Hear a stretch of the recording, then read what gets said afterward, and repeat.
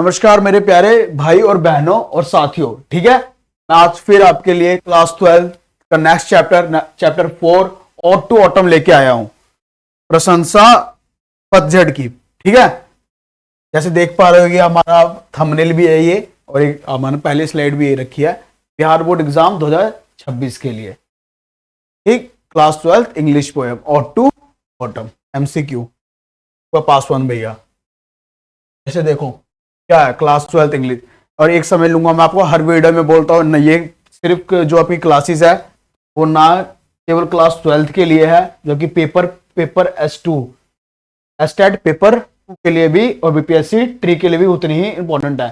क्योंकि गाइज आप लोग जैसे तैयारी कर रहे हो तो या तो आप सिलेक्शन भी ले लो, क्योंकि कोर्स बुक में से थोड़ा वेटेज होता है लिटरेचर का भी। आप सिलेबस पढ़ोगे तो 12th पेपर 2 का इंग्लिश में लिटरेचर वेटेज थोड़ा कम होता है, लेकिन होता जरूर है, कुछ क्वेश्चन जरूर आपके साथ पूछे जाएंगे लिटरेचर में से भी।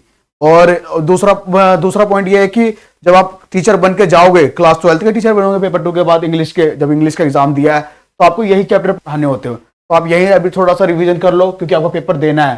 ठीक है, जिसका एस्टेट निकल चुका है वो पेपर देंगे BPSC ट्री का, जिसको एस्टेट देना है, क्योंकि अब तो लगातार सरकार बन चुकी है, वैकेंसी आती रहेगी आपको, तो आप लोगों को तैयारी में कोई कमी नहीं छोड़नी है। तो आपके सारे इंग्लिश के चैप्टर 10th का भी करा रखा है मैंने, हमारे प्लेलिस्ट में जाओगे 12th का भी करा रखा है। स्टोरी में आपको पहले कंप्लीट करा चुका हूँ, ये आपका पोएम है चैप्टर 4, इससे पहले 3 पोएम में कंप्लीट करा चुका हूँ। आई होप आप लोगों ने देखा उसे और खूब ढेर सारा प्यार दिया हो।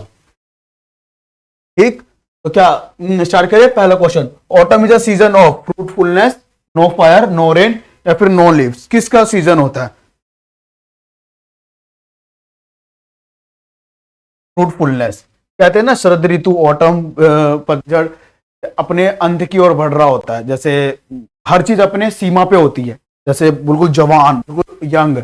पतझड़ पूरे फसल पूरी लहरा रही होती है, मधुमक्खियों ने अपने जाल में, नेट में शहद भर दिया होता है, और फिर वो कटने के कुछ महीनों बाद जैसे पतझड़ आते हैं तो वो कटना चालू होती है, लेकिन अपने अपने बिल्कुल फुल एनर्जी में होती है, फुल लेवल पे जैसे रीच होती है, फुल लेवल ऑफ रीच होती है, वहां तक वो पहुंच चुकी होती है। Second question, in a series of memorable pictures John Keats कौन है? इनके राइटर है जॉन किट्स। बार बार इससे पहले भी आपने देखा होगा जॉन किट्स का बहुत बार नाम आया है। आप सोचते हो सर ये जॉन किट्स क्या है, बार बार इनका नाम है, पर इनकी तो कोई पोएम नहीं है, इनकी ये रही पोएम। ठीक है, इसका ode to autumn. He beats the principle of dash in the nature, scarcity, beauty, maturity या फिर इमेच्योरिटी। बताओ क्या हो जाएगा? A, B या C या D? बताओ क्या हो जाएगा? Maturity, C। बहुत छोटा पोएम है, बहुत छोटा चैप्टर है पोएम का, इसलिए लिमिटेड क्वेश्चन है। आप ये ना सोचे कि यार 20 क्वेश्चन कर लिए, 24 क्वेश्चन कर लिए, 30 क्वेश्चन कर लिए, क्या इसमें से आएगा? आप सोचो 8, 9, 10, 15 जितने भी चैप्टर है, हर में से 20 क्वेश्चन लगा लो तो यार कितने क्वेश्चन हो जाते हैं। ये तो 100, 200, 300 क्वेश्चन तो यहीं से हो गया, आपके स्टोरी भी है, फिर ग्रामर भी है। तो इसमें से आपको ये नहीं पता कि एग्जामिनर कहाँ से क्या पूछ लेगा, आपको सबको एक बार देख लेना है, क्योंकि अगर सारे क्वेश्चन तो मिले हैं इंपॉर्टेंट, आपको सिर्फ वीडियो चला के एक बार देख लेना है एग्जाम से पहले। आपको थोड़ी सी भी अगर हेल्प मिले, कोई सा भी क्वेश्चन आए फंसेगा इसमें से, आएगा आपके एग्जाम में, तो यार प्लस पॉइंट ही आपका, वेल एंड गुड। अगर नहीं भी आए, मान लो इसमें से नहीं आया, इसके अगले चैप्टर में से आ गया, आपने ये वाला नहीं किया, ये कर लिया, लेकिन तो आपको सबको करना होगा वन बाय। ज्यादा बड़ी वीडियो रखता भी नहीं हूं मैं, कोई ऐसे बात कर रहा हूं मैं आपसे, लेकिन आप यही देखोगे 20 से 15 मिनट के अंदर में ही मेरी वीडियो पूरी हो जाती है। तो 20 मिनट यार कुछ नहीं है, दिन में अगर एक क्लास भी लोगे तो फेब में आपके एग्जाम है, फेब मार्च में, तो आराम से पूरा सिलेबस आप कंप्लीट कर सकते हो। स्टोरी में कंप्लीट करा चुका हूं, और ये आपका poem. Autumn is a conspiring with the dash to bless the vine, moon, sun, stars या फिर rain. Sun. That died of tuberculosis at the age of 26। कौन? ट्यूबरकुलोसिस का मतलब होता है टीवी। ठीक है, लोग कहते हैं टीवी नहीं, टीवी होता है ट्यूबरकुलोसिस। बताओ क्या? John Keats, John Donne, Keki N Daruwalla या फिर TS इलॉट। बताओ क्या हो जाएगा? फोर्थ का आंसर करेंगे आप लोग, जॉन किट्स। मैंने पहले ही बताया इसके लेखक हैं, जो राइटर हैं वो जॉन किट्स हैं। Who has composed the poem Ode to Autumn? Keats, Wordsworth या फिर पॉलीग्रेज या फिर शैले? तो क्या हो जाएगा? तो क्या हो जाएगा? किड्स, वर्ड्सवर्थ, कोलिरिड्स या फिर शाले? फिफ्थ का आंसर करेंगे आप लोग, kids. Ode to Autumn is written in October 1819, सितंबर 1819, नवंबर 1819, दिसंबर 1819, मतलब कब? सितंबर 1819, B. Ode to Autumn is a epic, elegy, an ode या फिर बॉलेड? क्या हो जाएगा? सेवंथ का आंसर करेंगे आप, an ode. Ode to autumn Keats deals with dash in detail, spring, winter, summer या ऑटम? ऑटम, जैसे नाम ही पढ़ रहे हो, ऑटो ऑटम, ऑटम, ठीक है, पतझड़। Auto autumn consist of dash, 4 स्टांजास, 3 स्टांजास, 5 स्टांजास, 6 स्टांजास? तो क्या हो जाएगा? 9 का आंसर करेंगे आप लोग, जल्दी से आंसर करेंगे।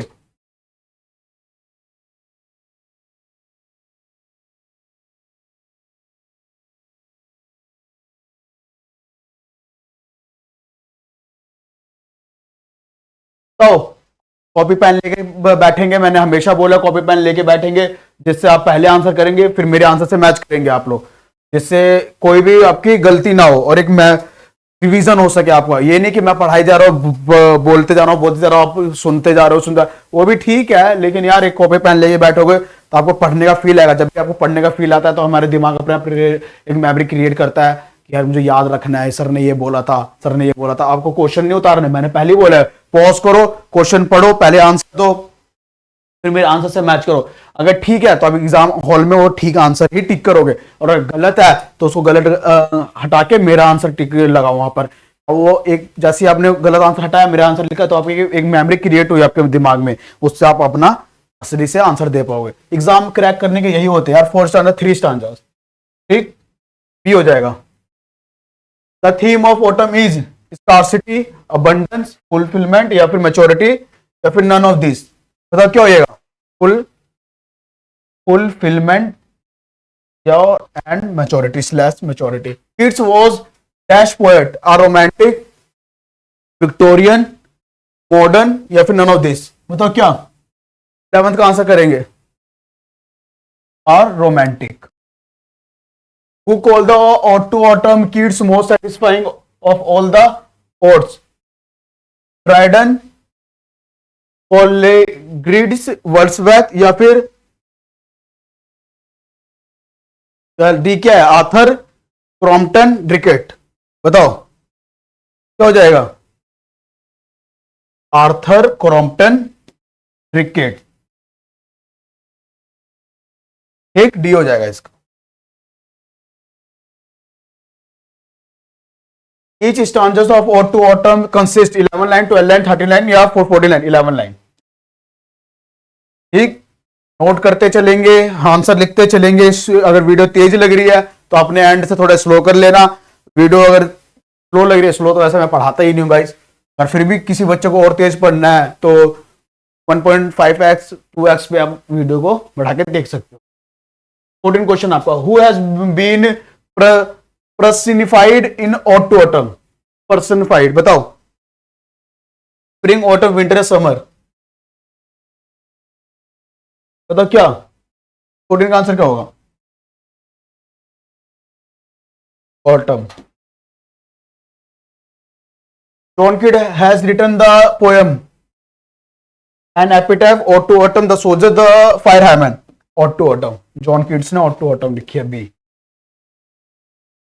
The band with the apple, the moss, D, cottage tree, dash is from song of myself, Ode to Autumn, snake या फिर फायर हाइमन? फायर हाइम, तो क्या हो जाएगा? 17 का 16 का आंसर करेंगे, sorry, Ode to Autumn। Conspiring with him how to load and bless is taken from Ode to Autumn, snake, fire hymn या फिर एपिथैफ? एपिथैफ मैंने आपको होता है, एक लेख होता है जो भी इंसान मर जाते हैं याद में उनका डिस्क्रिप्शन लिखा जाता है, उनके आसपास मूर्ति उनको दफनाने की जहां पर दफनाते हैं पिता। Auto autumn. Dash was a great lover of nature, John Keats, जॉनटन, W.H. ऑर्डन या फिर वॉल्ट विटमैन। तो क्या हो जाएगा? ग्रेट लवर ऑफ नेचर कौन था? हर कोई आप देखोगे यार, हर कोई इसमें पढ़ाया गया है। ग्रेट जितने भी पोएम के नाम है, जितने भी लेखक है वो ग्रेट लवर ऑफ नेचर ही रहे हैं, तो आप कंफ्यूज करोगे। लेकिन आपको जरूर देखना है great lover of nature, nature से कौन ज्यादा प्यार करता है। पोएम की जहां बात है तो वहां जॉन किट्स लगा रहे हैं। कंफ्यूजिंग है लेकिन आप एक बार लिख लेना। वैसे तो पूछेगा नहीं क्योंकि यार बहुत ईजी है, हर भी मैं चैप्टर पढ़ा रहा हूँ उसमें नेचर की बात कर रहे हैं ज्यादातर। कोयल, बुलबुल जो मर जाता है, इससे पहले भी चैप्टर में उसमें भी एक तरह से नेचर की ही बात है। तो क्या कंफ्यूज करेगा? तो इससे वजह से क्वेश्चन आएगा तो नहीं, क्योंकि आना नहीं चाहिए। कंफ्यूज करता है ना बच्चा, सेम क्वेश्चन आ जाएगा। अब इसमें ना कुछ बताया, ग्रेट लवर ऑफ नेचर, इस चैप्टर को पढ़ेगा तब तो इंसान आंसर लगा सकता है, पर ऐसा मिक्स में नहीं देगा ये। ठीक, फिर भी बार देख लेना बस। In dash new leaves and fruits come out on tree, spring, autumn, summer, winter. बताओ कब कब आता है फ्रूट्स? 19 का आंसर करेंगे आप लोग। कब? मैंने कहा ना, in autumn new leaves and fruits come out on tree. ठीक, बताओ कब? शरद ऋतु में कब आता है बताओ? शरद ऋतु में। पतझड़ के जो समय वाला सब आता है एक तरफ से। ऑटम को शरद ऋतु, पतझड़ से थोड़ा सा पहले पतझड़ भी बोल देते हैं, शरद ऋतु भी। मोस्टली शरद ऋतु की बात हुई है इसमें, जब कोई भी चीज हाई पीक पे हो। धान, जब भी सूरज की रोशनी होती है, धान पल फूल कहते हैं ठंड में, अब गाँव में जाते हो तो धान पक रहे होते हैं उस समय तक, और फिर उसके बाद पकने के बाद तुरंत काटे जाते हैं। मधुमक्खी अपना शहद भर रही होती है ठंड में। तार का भी पेड़ होता होगा, ठंड में देखते हो गुड़ बनता है, वो ठंड में ही आता है उसका रस। तो आपने फिल्मों में देखा होगा, फिर अपने गाँव में भी देखा होगा आपने, तो ताड़ी का पेड़, बड़े बड़े तारों के पेड़ पे लगाते हैं ठंड में। फिर गर्म से फिर पूरे साल भर पूरे उसमें ताड़ी वाड़ी चलती रहती है स्टोर करके। ठीक, तो ये हाई पीक होता है किसी भी चीज का उपजने का, डेवलप होने का, फिर उसके बाद इनको काट लिया जाता है। इसका लगा दिया मैंने आंसर। हाँ, ऑटम बी हो जाएगा इसका answer guys. And gathering swallows Twitter in the skis in is taken from. बताओ, swallows Twitter in the skis is taken from. अब आपको ये देखना है, and gathering swallows Twitter in the skis, ये देखना है, ये लाइन आपको पकड़नी है। ऐसे ही पूछेगा, ऐसे ही पूछेगा गाइस। लाइन दे देगा, पोएम में यही पूछा तो कुछ लाइनें दे देगा। तो स्वैलो ट्विटर आपको याद रखना है। ट्विटर कहां से पढ़ा था? और टू ऑटम में से पढ़ा था। स्कीज कहां से पढ़ी थी? गैदरिंग खट्टा। स्वैलो मतलब कुछ, स्वैलो मतलब फूल जाना, अपने पन्ना पर जाना, अच्छा हो जाना। कहां से पढ़ा था बताओ? और टू ऑटम में पढ़ा था सगस, क्योंकि शरद ऋतु, ऑटम शरद ऋतु, शरद ऋतु। ठीक, शरद ऋतु। ठीक है, तो करें आगे बढ़े हम लोग। 22वां क्वेश्चन आपका, सीजन ऑफ मिस्ट एंड मेलो फ्रूटफुलनेस इज रिटन बाय। बताओ क्या? अब देखो, मेलो फ्रूटफुलनेस, सीजन ऑफ मिस्ट, बताओ किसने लिखा है? बताओ, 21 का आंसर करेंगे। ये भी आपके जॉन कीट्स ने लिखा है। तो आप कंफ्यूजन करेंगे कि यार ऑटोटम भी लिखा है उन्होंने, फिर मेलोस लिखा है, फ्रूटफुलनेस लिखा है, सीजन ऑफ मिस्ट से लिखा है। तो ये आंसर याद करेंगे, इंपॉर्टेंट है ये क्वेश्चन, इसको इंपॉर्टेंट लगा लो। 3-4 पोएम का नाम दे दिया इसमें, इसलिए इंपॉर्टेंट। ठीक है, जॉन कीट्स हो जाएगा। तो watchest the last oozings hours by hours is taken from, is from song of myself, epitaph, Ode to Autumn या स्नेक्स, और टू ऑटम। तो watchest the last oozings hours by hours, ये भी याद करेंगे, ये भी important है। यही तो लाइनें पूछेगा यार गाइस, मैंने बोला ना यही लाइनें पूछेगा। आप ये मत देखो कि देखो last question, second last question है, लेकिन यही तो लाइनें पूछेगा आपसे। इंपॉर्टेंट होता है, पोएम का मतलब ही होता है बीच से कुछ पंक्तियां उठा दी। अगर हिंदी में होती ना ये, तो आप मिनट नहीं लगाते, तुरंत आप आंसर करते हैं। यहाँ सर ये तो पंक्ति यहां से पढ़ी थी, इसके ये लेखक है, ये लेखक है, लेकिन ये इंग्लिश है, जिसमें आप लोग फंसते हो। ठीक है, तो बढ़ेंगे नेक्स्ट क्वेश्चन की ओर। यही 2 क्वेश्चन 3 क्वेश्चन जो ऐसे आए तो उनको पॉज करके लिख लो। ज्यादा नहीं है, 25 क्वेश्चन में से यार 3 क्वेश्चन बन जाएंगे, तो 3 10 8 10 24 25 क्वेश्चन होंगे एट द एंड आपके पास इंपॉर्टेंट। इसमें से भी आप इंपॉर्टेंट छाड़ सकते हो। वो seats carelessly on the granary floor और इन द O2 atom, बताओ ग्रेनरी, बताओ ग्रेनरी फ्लोर पे कौन बैठा रहता है carelessly? Old man, children, young man या फिर वुमेन? वुमेन, औरत बैठी रहती है।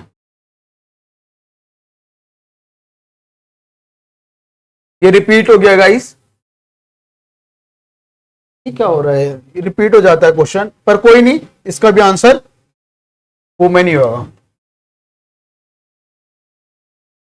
ठीक, इसका भी आंसर आप वुमेन लगा लो। 23 इंपोर्टेंट क्वेश्चन थे चैप्टर में से, मैंने करा दिए। इसके बाद फिर एक नए चैप्टर लेके आऊंगा मैं आपके, 4 चैप्टर करवा चुका हूं इससे पहले, तो 1 to 4 पूरा कंप्लीट हो जाए, पोएम का, स्टोरी का ही पूरा कंप्लीट करा दो। हमारे प्लेलिस्ट में पढ़ाओ, आप जरूर जाके उसे देखो, और अपने एग्जाम में जो फैब में होने वाला है आपका, बहुत बढ़िया स्कोर करो यार। इंग्लिश में अगर जो बच्चा रुक रहा है वो रुकना नहीं चाहिए, इस बार सारे इंपॉर्टेंट क्वेश्चन करा दिया है। हमारा रेकमेंड है, अगर आपको पसंद है अपने दोस्तों सब ग्रुप में पढ़ो, सारे क्वेश्चन लगा लो। एक बार आपने सारे क्वेश्चन लगा लिए, एक बार के लिए देख भी लिया आपने, ये नहीं कह रहा कि मैं यूट्यूब अपना चैनल ग्रो करने के लिए कर रहा हूं, नहीं, आप लोगों के लिए। मेरा चैनल तो ग्रो होगा ही, आप नहीं तो कोई और। हमारे चैनल पे देखो 1000 वीडियो है, 1000 तरह के टॉपिक पढ़ा रहे हैं आप लोग अगर नहीं पढ़ोगे तो इससे मुझे कोई फर्क नहीं पड़ेगा, लेकिन आपको फर्क पड़ेगा अगर इंग्लिश में ये चैप्टर नहीं पढ़ोगे, इसी में से क्वेश्चन आ गया तो आपके लिए नुकसान है। ठीक है, तो आपका पास ऑन भैया ऐसे ही लेके आएगा आपके लिए बेहतर कंटेंट। आपको कोई भी सजेशन नहीं देना है, आपको कुछ भी पढ़ना है, कोई भी वजह तो हमारे इस नंबर पे आप कांटेक्ट कर सकते हो, हमको भेज सकते हो कि सर मुझे ये पढ़ना है, ये बताइए ये कैसे है। फॉर्म से रिलेटेड जानकारी, किसी से भी रिलेटेड जानकारी, आप 12th में हो, 12th के बाद फिर आप कॉलेज में जाओगे, स्ट्रीम चुनोगे, किसी क्या लोगे, BCom, BA, BSc साइंस से जो होंगे वो लेंगे। सर मैं हाँ दिल्ली में पढ़ने के लिए, हम लोग दिल्ली में रहते हैं, बिहार से, मैं पटना से हूँ, लेकिन हम लोगों ने दिल्ली यूनिवर्सिटी से पढ़ाई की है। उसके लिए आपको हेल्प चाहिए, सब चीज की हेल्प मिलेगी, बस आप हमसे जुड़ो, नंबर से आप हमसे जुड़ सकते हो। तो thank you guys, love you all. अपने पास ऑन भैया के लिए बहुत सारा प्यार दो, बहुत सारा अच्छे से पढ़ो और बिहार का नाम रोशन, अपने मम्मी पापा का नाम रोशन करो आप लोग। और बस मुझे क्या चाहिए, आप लोगों का प्यार चाहिए। आपने हल्का सब्सक्राइब कर दिया, उसमें आपको कुछ नहीं जाएगा, मैं थोड़ा सा मोटिवेट हो जाता हूँ, आपके लाइक कमेंट से तो हम लोग मोटिवेट होते हैं guys. Thank you guys, love you all.